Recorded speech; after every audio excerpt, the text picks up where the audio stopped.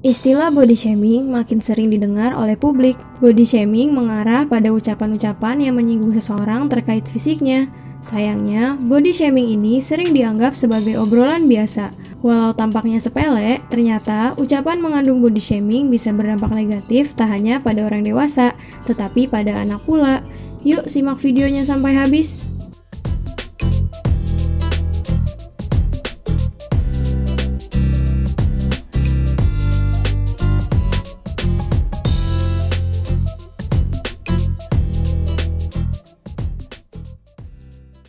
Kalau untuk dampak yang tadi kita bicarakan bisa ke anak, bisa ke orang tua.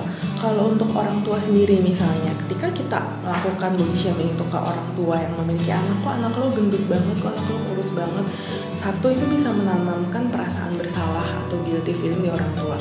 Kalau mereka bisa aja merasa gue tidak menerapkan pola pengasuhan yang tepat kepada anak, pola makan yang tepat. Padahal belum tentu yang dilakukan orang tua itu salah kan, karena itu kan cuma opini atau penilaian dari orang lain. Selain guilty feeling, orang tua juga bisa merasa kalau dirinya tidak pantas untuk menjadi orang tua. Itu self blame jatuhnya gitu. Dan itu bisa berdampak nggak cuma pada saat itu, kedepannya apapun yang dilakukan atau pengasuhan apapun yang diterapkan, si guilty feeling, self blame dan perasaan inkompeten ini bisa terbawa terus ketika dia mengasuh anak, nggak cuma ketika anaknya masih kecil, tapi juga sampai nanti anaknya bertumbuh dewasa. Nah, kalau untuk anak sendiri itu juga banyak dampaknya ya, dampak buruknya banyak. Salah satunya misalnya anak ini belajar untuk menilai body image. Kalau kita masuk ke body image, jangan bilang kalau anak kecil pasti nggak punya nggak tahu lah body image itu apa.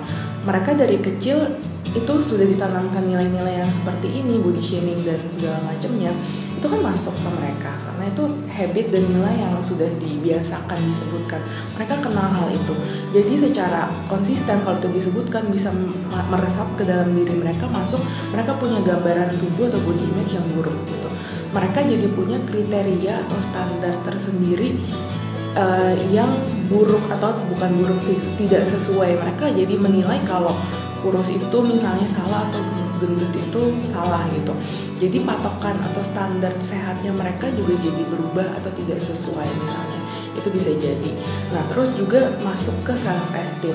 Mereka jadi merasa, oh kalau gue kurus atau gue gendut berarti gue nggak dibandingin orang lain, nggak berharga, dan gue lebih nggak pede. Ngapain sih gue tampil atau ngapain gue menunjukkan kemampuan gue, nggak bakal dilihat orang juga. Padahal di balik penampilan banyak hal yang lebih penting kan sebenarnya, skill-skill lain yang bisa ditonjolkan. Itu dari self esteem, body image, kriteria tentang baik atau buruk, sehat atau tidaknya kepada anak. Dan kalau misalnya ini berlanjut, tidak ditangani atau cycle ini tidak diputus, ketika dia mulai beranjak dewasa bisa masuk atau mengarah ke gangguan yang lebih berat, misalnya gangguan makan.